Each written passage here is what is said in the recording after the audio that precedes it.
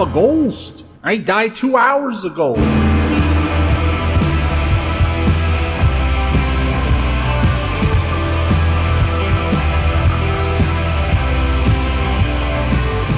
Guess what, cool dudes and dudettes? This week on episode 148, we're going back to one of my favorite countries for metal.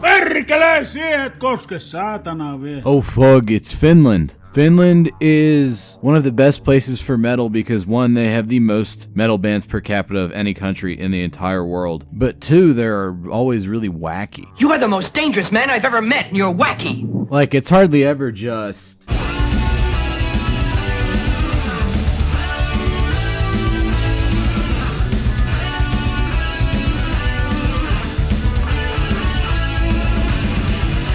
kind of like normal metal, although there's nothing wrong with that. Most of the stuff that I like from Finland is either going to be full fucking...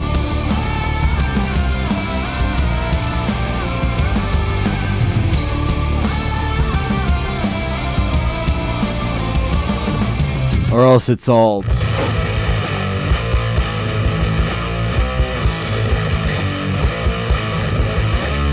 It's either going to be really, really, really pretty sounding, or else it's going to be the ugliest thing you've ever heard, or possibly some weird combination of the two. And that's why I really enjoy a lot of metal from Finland. So to help with the point I'm trying to make this week, I've set up an axis here. 언니는 앞머리 있는 게 좋아, 내가? No, not like that. We're not going to get in trouble. I'm talking about sort of a spectrum. On one side, we've got the really, funny, 당근. consonant and kind of beautiful sounding stuff. You might not know what the term consonant means in a musical context, but I bet you know the term dissonant when it comes to music. That means you're going to have a lot of really angular, sharp chords that kind of run into each other and sound unpleasant to the conventional ear. Consonance is the opposite of that. And then over on the other side... we get all the really nasty sounding stuff. A bit hard to describe with words, that's why I played you the musical samples earlier on. So we have this axis set up, and we're going to look at how you can apply that to a lot of different Finnish metal. As for a focusing point to tie all our different bands together, we're going to use bands that all feature the bass and guitar work of a guy that doesn't get enough credit. His name is Mika Aalto, and he is in a whole bunch of bands, and I didn't realize until I was just kind of screwing around this week doing research. He's on a lot of my favorite albums, but I've never heard anybody mention his name before, which is just kind of wacky because this dude's very prolific. He's also on a lot of albums with Kai Aalto, who's perhaps a bit more well-known of a figure. Yeah, we could have used world-renowned drummer Kai Aalto, and that would mean we get to talk about Cartilage, who, of course, were an awesome death metal band, but we'd also probably have to talk about Winter Sun. Hey, that's pretty gay. So in the interest of time... it was a horrible joke, but I went for it. we're just going to stick to bands that Mika Aalto was in. And if Kai Aalto happens to come up in conversation, so be it. Speaking of bands that Mika Aalto and Kai Aalto were in, we're going to start off with a band not quite a lot of people seem to talk about that much, called Vomiturition, who played some great Finnish death metal in the early 90s. Finnish death metal of the early 90s variety has experienced a bit of a renaissance in recent years. Usually people think of stuff like this when you're talking about Finnish-style death metal. This here's Abhorrence. They're probably the band most emblematic of the style. You also got, like, Demigod and whatnot, Funebre, that played some very, very gloomy, depressive kind of death metal back in the early 90s, and then it went on to influence bands that are around nowadays, like Spectral Voice and whatnot. Vomiturition, however, come from a slightly different offshoot of Finnish death metal. If you remember back on episode 74 of this program, we talked about Zisma, Disgrace, and Mordecus. Vomiturition kind of falls in with those bands. They play some really weird death metal. Weird how? Let's find out. So this album starts off with a song called Sacred Tree, The Pain, and it's got this cycling melody right here. Very repetitive, very meditative, lots of fancy cymbal work from Kai Aalto, lots of great melodic guitar playing from Mika and his buddy Mikko. That's right, this band has a Mika and a Mikko in it. And it also has very heavy sheets of just distorted riffs, like what you're hearing right now. So So that beginning part, I would say, was definitely at the pretty end of the spectrum. This is maybe a bit towards the uglier part, but watch what they layer over it. This melodic lead right here, not only is it great, it's also going to become important later in the song. So make sure you keep that in your head as we go through it. Also, the drumming, of course, is great. It's freaking Kai Hato. He's like the Hellhammer of Finland. Excellent drummer. Then this is like sort of like a grindcore riff or something. Maybe a bit of Carcass and Napalm Death going on in here, but overall it's just an interesting blend of super melodic shit and then this like groovy, brutal kind of death metal stuff. Love the stop-start drumming there. That stuff right there, that's cool. And look, I told you it was important. That leads back, but now it's in a more of a minor key mode, and it sounds spooky. And I like things that are spooky. Boom! Haunted house! The title track of this album, A Leftover, has some cool kind of eerie keyboard work in it, with this building sort of guitar riff, and that great militaristic drum roll under it, leading into a bit of a thrash section. Also, the vocals on this album are all over the place. That first song just sounded quite a bit like Jorgen Sandstrom from Grave. Now he sounds a bit like, I don't know, I guess you could say the At the Gates dude, Tompa. But his name is Keijo Baggy? I don't know, I'm bad at Finnish names. But this riff is cool. It's just weird, off-the-wall, kind of bendy, wobbly death metal with a fair amount of metal.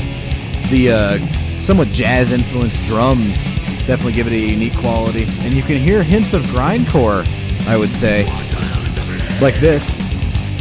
Even a bit of hardcore in there, which will become important later on once we get to other bands that Mika Aalto is in. But right now, we're still back in 1993 with Vomiturition doing an excellent album called A Leftover that not too many people seem to talk about anymore, which is unfortunate because it's freaking great. If you like Cartilage, you'll like this. In fact, Mika's co-guitarist on this album was in the band Cartilage with Kai Hato. Like I said, that dude drums on everything. 단발보단 긴 머리가 좋아요. Where would I put this on the weird little axis we made earlier? Well, I mean, it's death metal, so if we were just talking normal music, it would go all the way over on that ugly section. However, if we're talking about this music in like the context of being a death metal band, I would say they are maybe in the center, moving towards the prettier end of the spectrum. Those lead guitars were pretty darn pretty. If I can get away with saying the word pretty that many times in the context of a death metal band. But up next, we have a slightly more well-known band than Vomiturition. In this band, Mika is playing bass, not guitars. This is And Oceans. And we are going to be looking at their first album, The Dynamic Gallery of Thoughts. Technically, Mika doesn't play on this one. He joined the band for Symmetry I's Circle of O and stuck around pretty much throughout that entire band's career. But this is the album from them that I enjoy the most. And it don't matter. None of this matters. You put it in your CD player, you get hit with a big dose of Emperor-styled, low-pitched tremolo riffage. So it's definitely atmospheric and dark so far, but in fact, this album is quite a bit happier sounding than most black metal, if you can believe it. Once we get to it, it's gonna happen. That's the other thing. This is a very varied album, very much a progressive black metal album, comparable to maybe the first Arcturus, I don't know. There we go. Keyboards on this album are great. Just going by that cover, the font that they use for the album title, the color scheme, all that kind of stuff. The atmosphere, it gives me a very Legend of Zelda kind of feeling. Well, excuse me, princess. Specifically Wind Waker. I would say that naming this band And Oceans makes a lot of sense. It has that oceanic feel to it. Check this out, this is cool. We got these layers of keyboards kind of winding themselves around the guitars. Like I said, Emperor influence, so you're going to have one guitar doing this very low, kind of nasty, gravelly sort of thing, and then the other one's going to be doing more high-pitched melodies. This band's all about layers, and they did some really cool stuff. In fact, one of my favorite moments in all of black metal happens on this album. Are you ready to rock? Hell yes. How cool is that? That just like crazy, like power metal high note still echoing through the reverb over these awesome melodic riffs. Like you got the one drony, nasty guitar, then you got the more higher pitched melodic guitar doing stuff with the keyboards, doing things. But yeah, no, that part's great. That's at the beginning of the song Halo of Worlds. Later on, these guys got super strange, very Arcturus-esque, but there's even hints of that on this album. Look at the layers going on here. Weird, spooky keyboards. One guitar is all doing all kinds of weirds of effects. The other one's just hitting these like super downtrodden sounding chords. If that opening song gave me a Legend of Zelda feeling, that keyboard patch right there sounded like something right out of the first Breath of Fire game, which is an atmosphere I can definitely appreciate. The name of this song is something in French that I don't know how to say. If you buy this album, you look on the back cover, this song is the one that has the French title. It's that song. But getting back to bands that Mika was involved in, we're going to do an album he actually played on. 근데 솔직히 어느 정도 맞는 것 같긴 해요. All right, our little Axis thing. Listen, that last band, even if you were to play that stuff for somebody that listens to nothing but K-pop, I think they would agree it's rather pretty sounding, so we're going to put that way at the left side of the graph there with the other bands that are very consonant and pretty sounding. But now we're moving on to another band. This band, our boy Mika plays on their first album, of which they only have two, and they only had one that came out in the original incarnation of the band. After that, they kind of dissolved. People went on to be in Enoki and Crescent for a while, and then they came back in the late aughts under the guidance of their initial vocalist with an entirely new lineup with an album called Come the Colorless Dawn. But we're not talking about that album, we're talking about their first album of the original Black Dawn lineup called Blood for Satan. Dank. These guys are a pretty darn old school black metal band. You can tell that they're old school because other bands named Black Dawn showed up in their absence and they had to come back as the true Black Dawn, you know, like the true Mayhem. This Blood for Satan album is kind of what started this whole thing, because a guy played it for me a couple weeks ago. Might be in the comments. If you're listening to this, you know who you are, because I had never heard them before. But he played it for me. I'm like, whoa, this is good stuff. I'm surprised I didn't know about it. It came out on Necropolis Records, which means it's impossible to buy now, because the guy running that label went insane. But it came out in 2001, and it's pretty emblematic of the more savage side of what might be termed Norsecore by more dismissive modern ears. But what the hell does the pejorative term Norsecore mean? Let's find out.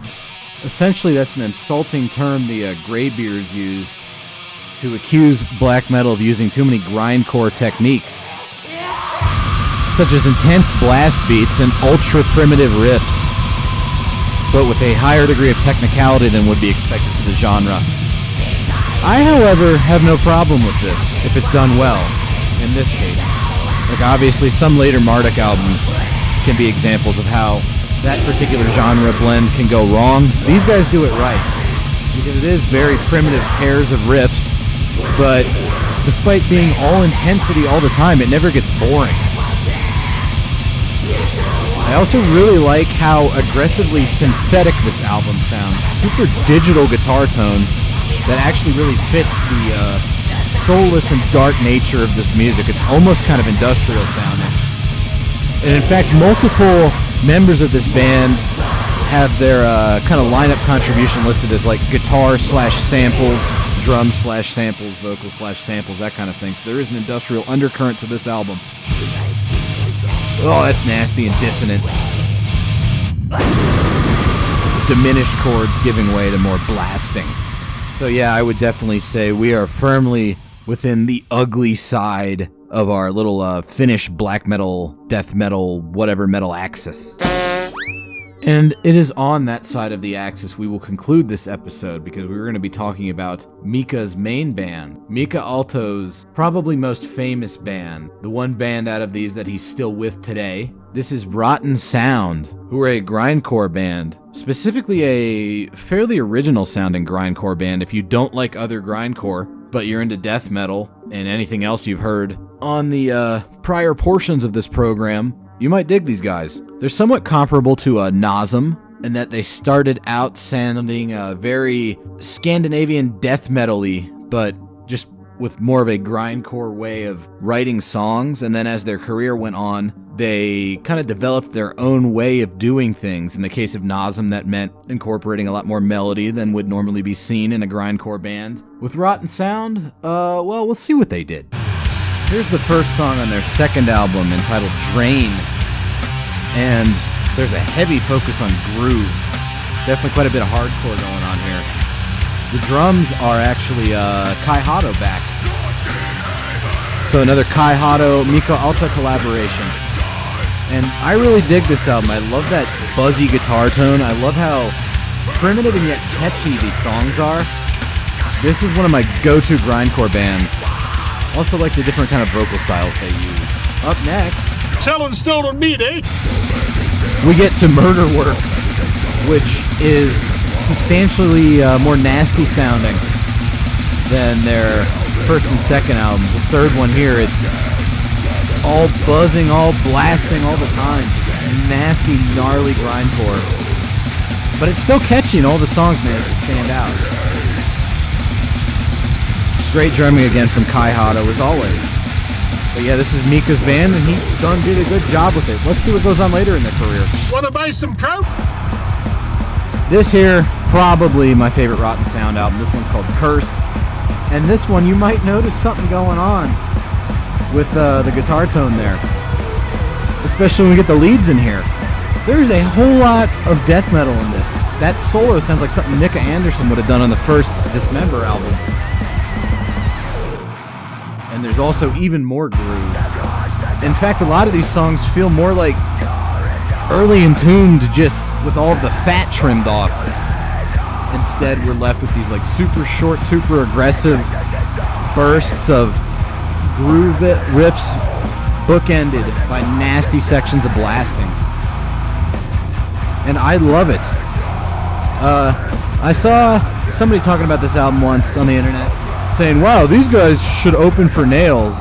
Dude. What did you say, nigga? Rotten Sound were doing this style of music way before Nails did, and they're way better at it. So take your nerdcore and get the fuck out of here. Get those nerds! Because Rotten Sound aren't a bunch of like indie rock and hardcore people that discovered if you put all the knobs up on your HM2, you get this like weird buzzy noise. Okay, this is like actual metal people, and they bring that actual metal experience, which results in them writing songs that actually have riffs and are memorable. It's not just like a weird bunch of buzzing noises for you to kick people in the head to. But yeah, Mika Aalto, he's in a lot of great bands, and I thought it might be interesting to kind of use him as a focal point for investigating the kind of the overall Finnish scene and showing how one musician can do a whole lot of very different sounding things. Also shows that metal is quite a bit more diverse than it's ever given credit for. Rotten Sound, of course, are falling way over on the ugly side of our axis. And I, for one, couldn't be happier with that because I enjoy them on account of how ugly and nasty they sound. First half of their discography, they had Kai Hato on drums, and that's always great. After that, they got some other guy, and like he's no Kai Hato, but he does a serviceable enough job. Meanwhile, Kai Hato, what's he up to nowadays? 언니는 앞머리 있는 게 좋아, 내가? He's in Nightwish. Hey, that's pretty gay. I mean, at least he's making a lot of money over there, I'm assuming. But Mika Aalto, great guitarist, great bassist, involved in a lot of great bands. Hopefully you liked at least one of the 4 that I played, and I'll see you next week. I'm a guy. Thank you, whoever. What?